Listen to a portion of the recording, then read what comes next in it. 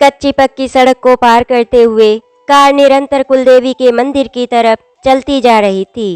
Car के पीछे ही चल रही थी बस। उसमें बैठी घर की महिलाएं मंगल गीत गा रही थी और हंसी ठिठौली कर रही थी। सबके चेहरे पर रौनक देखते ही बढ़ रही थी।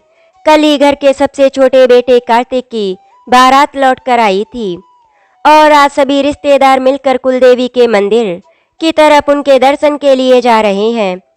कार में राधिका जी अपनी नई लवेली बहू कावेरी और बेटे के साथ बैठी अपने पति किशनलाल जी से बातें किए जा रही थी। साथ ही ड्राइवर को भी हिदायत दिए जा रही थी कि थोड़ी जल्दी करो, कुलदेवी के दर्शन का शुभ मुहूर्त निकला जा रहा है, कहीं ऐसा ना हो कि दरवाजा बंद हो जाए। जबकि अपनी सास और पति कार्तिक के बीच गजभर का घूंघट लिए बैठी कावेरी चुपचाप सबकी बातें सुन रही थी।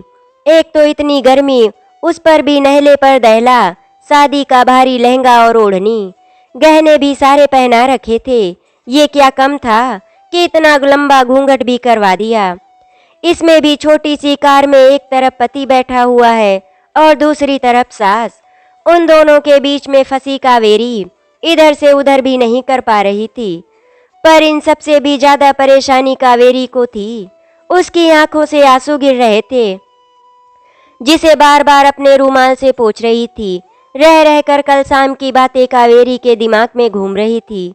जब मुंह दिखाई की रस्म होने वाली थी, कल सुबह ही तो बारात रवाना होकर घर आई थी, तब तक तो सब कुछ ठीक था। दिन में थोड़ी बहुत रस्में हुई और उसके बाद थोड़ा आराम। शाम को मुंह दिखाई की रस्म होने वाली थी, इसके लिए कावेरी बहुत अच्छे से तैयार हुई थी। वैसे भी नई नवेली दुल्हन थी तो अलग से तैयार होना तो बनता ही था। थोड़ी देर बाद शादीशुदा नंद रिया ने आकर कहा, भाभी जल्दी करो, मेहमान और आसपास की सभी औरतें आ गई हैं।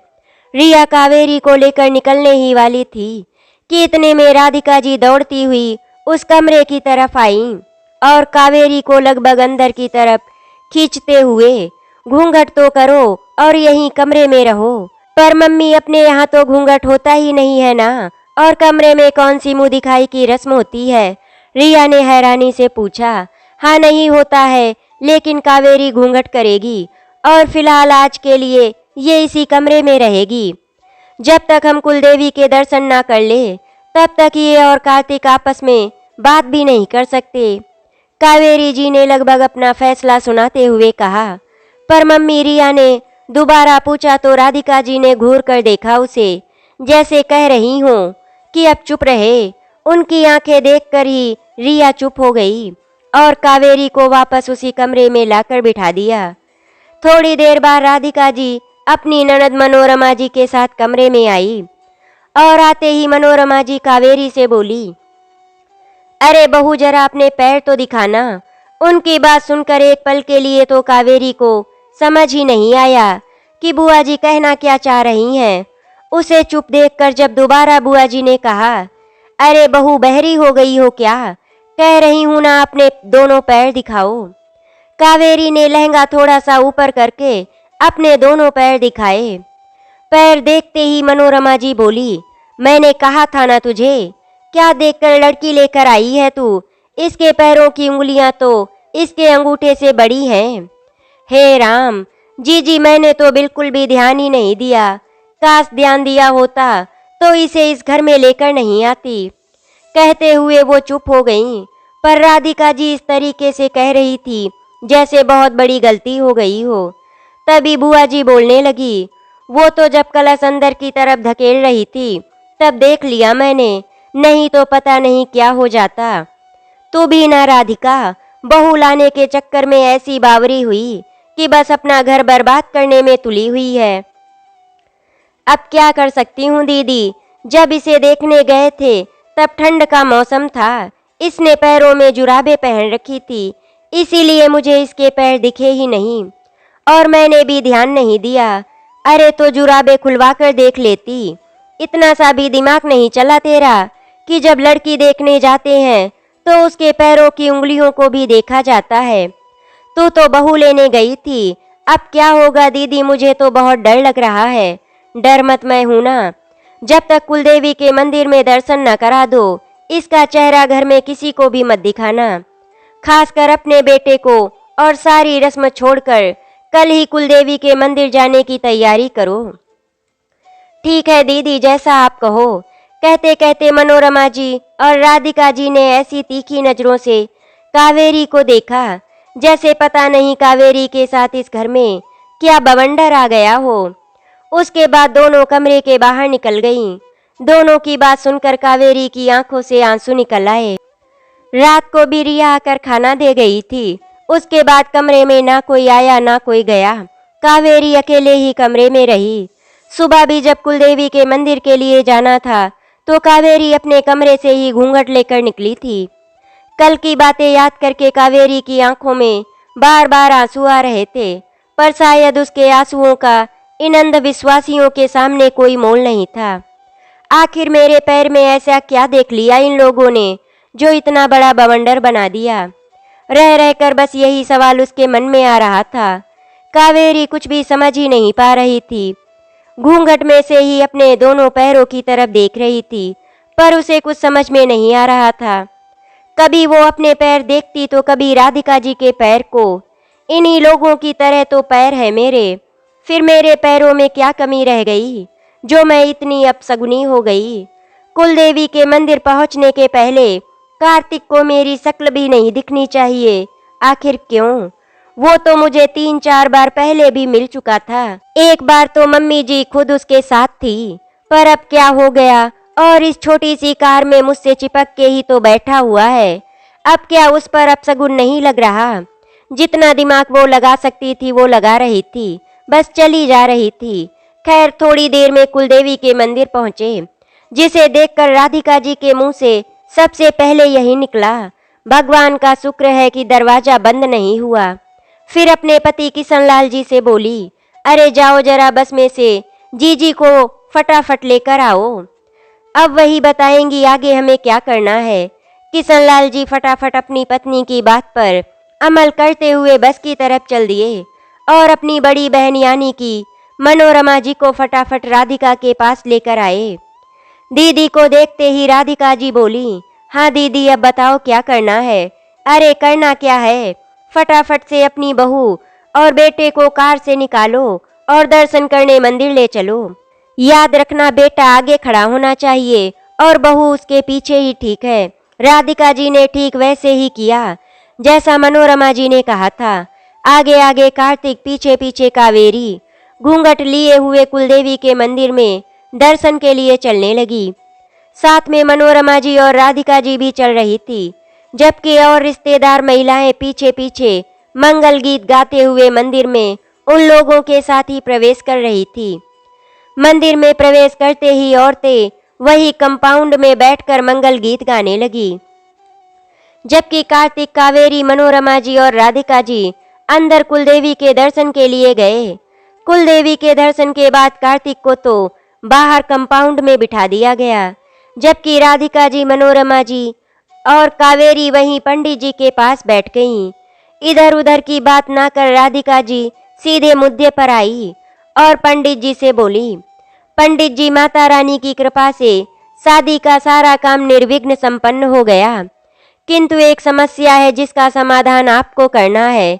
क्या हुआ बहन जी, बोलिए।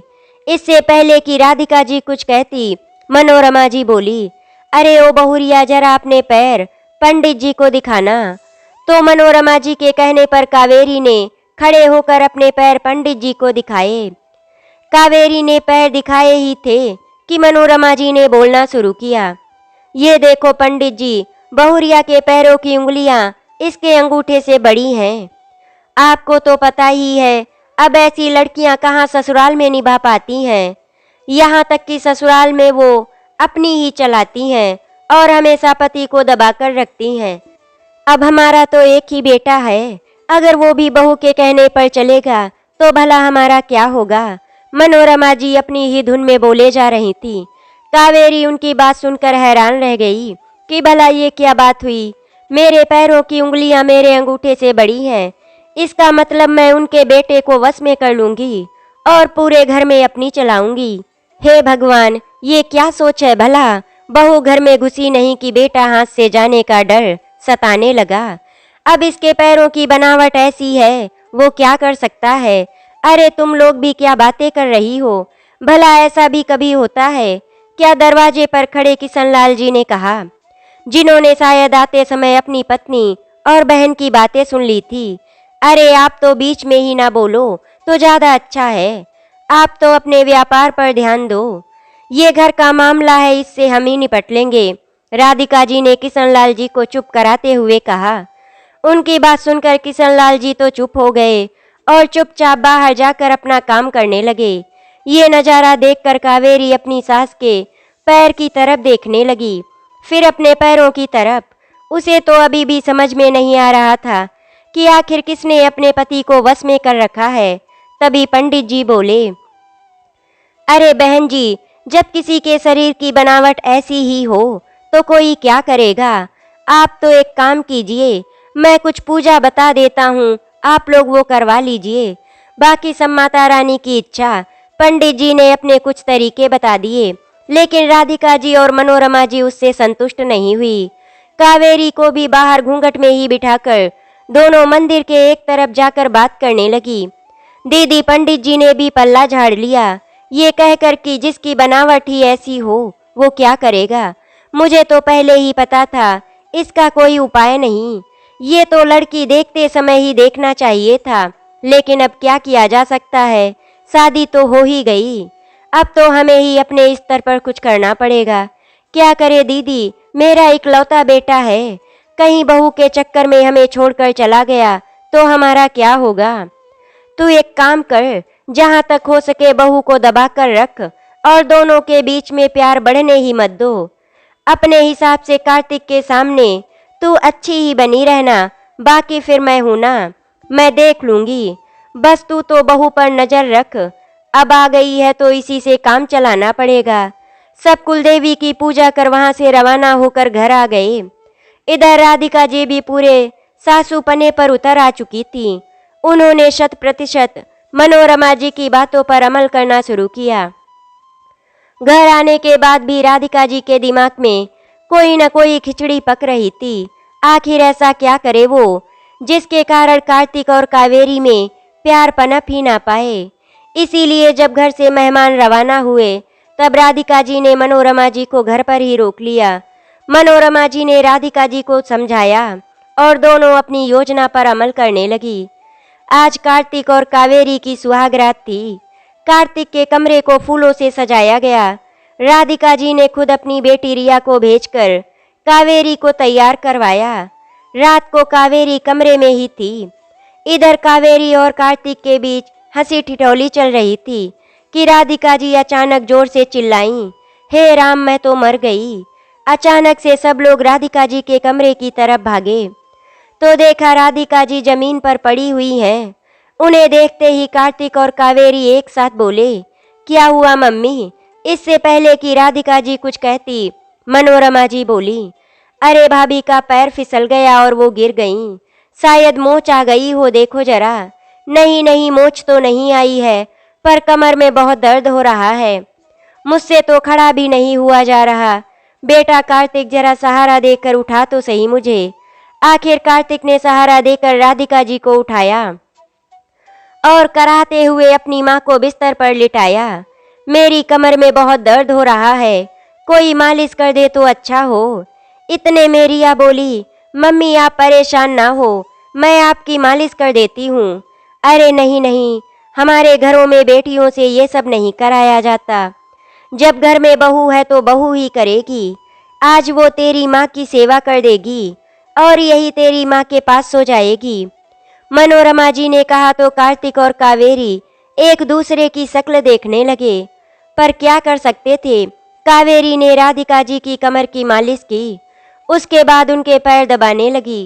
रात काफी हो चुकी थी, इसीलिए कार्तिक कमरे में जाकर सो गया और कावेरी राधिका जी के साथ उनके कमरे में। लेकिन रात को राधिका जी को खर्राटे और आराम से सोते देखकर कावेरी के मन में यही बात आ रही थी कि कहीं सासू माँ नाटक तो नहीं कर रही। दूसरे दिन सुबह राधिका जी कराहते हुए ही जैसे तैसे कमरे के बाहर आईं और हॉल में आकर सोफे पर बैठ गईं। कावेरी को पहली रसोई की रस्म के नाम पर मनोरमा जी ने काम पर लगा दिया। बिल्कुल भी मौका नहीं दे रही थी कि कावेरी कार्तिक आपस में बात कर सके।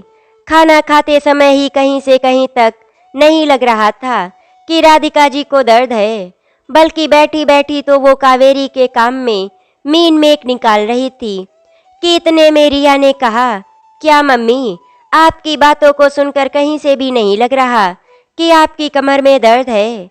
कहीं बहू के आते ही आप भी टिपिकल सास की तरह नाटक तो नहीं करने लगी। ऐसा कहकर जोरों से हंसने लगी रिया। सबकी नजरें अपनी तरफ देखकर राधिका जी खिसियाते हुए बोली, हाँ हाँ, जिसको लगती है उसी को पता चलता है। अब तू भी मेरा मजाक बना ले। अरे मम्मी, मैं तो मजाक कर रही थी, बुरा क्यों मान रही हो। जब कावेरी घर के काम से फ्री हुई तो राधिका जी कार्तिक को बोली, बेटा तू मुझे डॉक्टर के पास लेकर चल, बहुत दर्द हो रहा है मुझे। इतने में किशनलाल जी ने कहा, अरे मैं ले चलता हूँ, कार्तिक को क्यों परेशान कर रही हो। तो राधिका जी उन्हें झिड़कते हुए बोली, आप तो रहने ही दो, दिखा तो ऐसे रहे हो जैसे बड़ी सेवा करते हो मेरी। मेरा बेटा मुझे ले जाएगा तो कोई परेशानी है क्या। अरे भगवान, मैं तो इसलिए कह रहा था कि कम से कम पता तो हो कि तुम्हें कौन सी दवाई किस समय देनी है। आखिर तुम्हारे साथ कमरे में मैं ही तो रहता हूँ। हाँ, बड़े आए मेरी सेवा करने वाले। आप तो घर पर बैठो, कार्तिक मुझे दिखा लाएगा और वही बता देगा कौन सी दवाई कब लेनी है। अपने पति को झिड़क कर राधिका जी रवाना होने के लिए अपने स्लीपर्स पहन रही थी। तब भी कावेरी अपनी सास के पैरों की तरफ बड़े गौर से देख रही थी। कभी उनके पैरों की तरफ देख रही थी तो कभी अपने ससुर जी की तरफ। अभी भी उसे कुछ समझ में नहीं आ रहा था। अभी भी दिमाग में यही बातें चल रही थी कि मेरे पैरों की उंगलियों को देखकर बेटा कहीं बहू की मुट्ठी में ना आ जाए। इस बात का डर लग रहा है। और यहाँ तो उनके पैरों की बनावट के अनुरूप होने के बावजूद भी ससुर जी इनकी मुट्ठी में हैं। हे भगवान, ये दुनिया भी बड़ी अजीब है। पति भी मुट्ठी में चाहिए और बेटा भी मुट्ठी में ही चाहिए। आखिरकार कार्तिक राधिका जी को लेकर अस्पताल रवाना हुआ तो मनोरमा जी भी उनके साथ ही चल दी। राधिका जी को मनोरमा जी के साथ बाहर बिठाकर कार्तिक डॉक्टर के कैबिन में चला गया। पीछे से राधिका जी मनोरमा जी से बोली, दीदी ऐसे कैसे काम चलेगा। आखिर कब तक मैं बहू बेटे को दूर रख पाऊंगी। देखा नहीं किस तरह रिया ने बात पकड़ ली। हाँ, मैं भी यही सोच रही हूँ। आखिर ये नाटक हम हमेशा के लिए तो नहीं कर सकते। अब तो कुछ और ही करना पड़ेगा।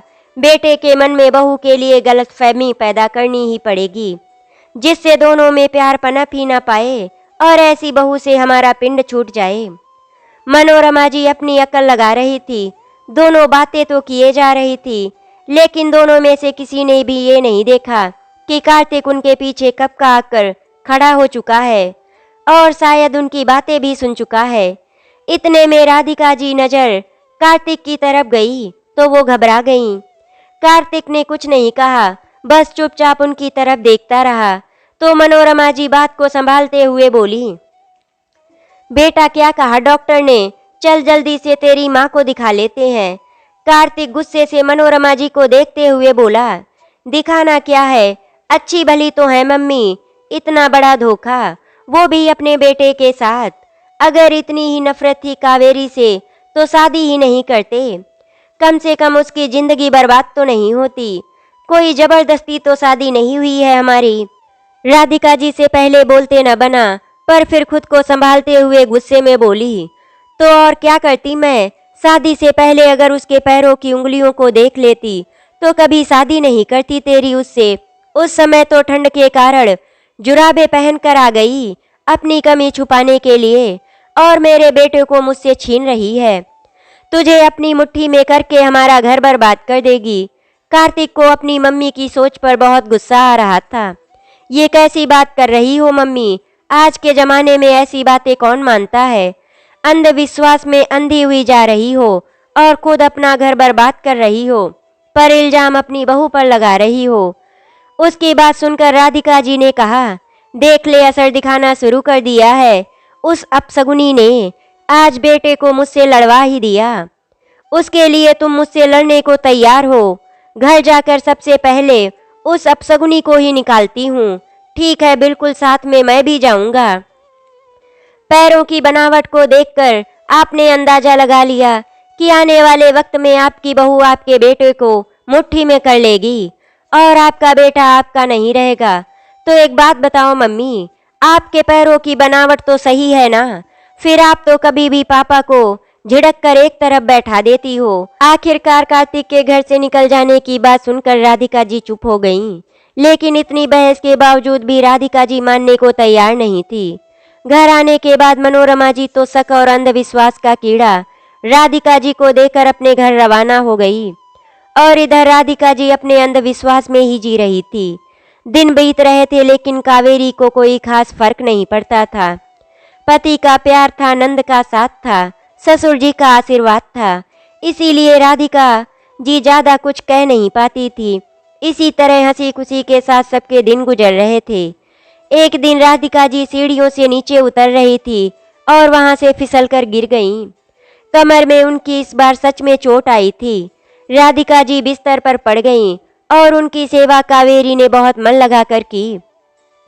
जब सबने राधिका जी को समझाया तब राधिका जी की कुछ भी समझ में नहीं आया। लेकिन आज जब कावेरी ने उनकी तन मन से सेवा की तो आज उनकी समझ में आ गया था कि उन्होंने अपनी बहू कावेरी के साथ बहुत गलत किया और मनोरमा की दीदी की बातों में आकर उन्होंने अपना घर बर्बाद करने की कोशिश की। वो तो भला हो उनके पति और बच्चों का कि उन लोगों ने घर को बर्बाद नहीं होने दिया। राधिका जी ने अपनी बहू कावेरी से माफी मांगने में एक पल भी नहीं लगाया। कावेरी बहू, मैंने तुम्हारे साथ बहुत बुरा बर्ताव किया, उसके लिए मैं तुमसे माफी मांगती हूँ। मम्मी जी, आपको माफी मांगने की जरूरत नहीं है, लेकिन अंधविश्वास में आपको पड़ना नहीं चाहिए था। उधर सास बहू की बातें सुनकर किशनलाल जी भी मुस्कुरा रहे थे और साथ ही में कार्तिक और रिया भी। आज राधिका जी पैर की उंगलियों के अंधविश्वास से पूरी तरह मुक्त हो चुकी थी। आशा करती हूँ आपको हमारी कहानी अच्छी लगी होगी। अगर आपको हमारी कहानी अच्छी लगी तो वीडियो को लाइक एंड शेयर करें, चैनल को सब्सक्राइब करें। वीडियो देखने के लिए आपका धन्यवाद।